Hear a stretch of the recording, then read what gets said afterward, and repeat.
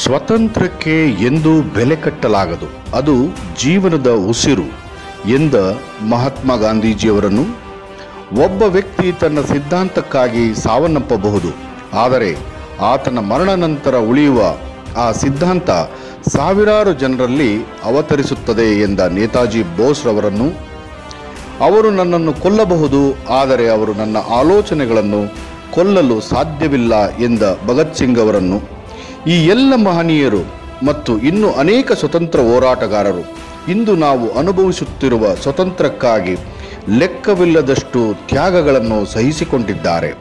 ಅವರ ಪರಂಪರೆಯನ್ನು ಗೌರವಿಸೋಣ.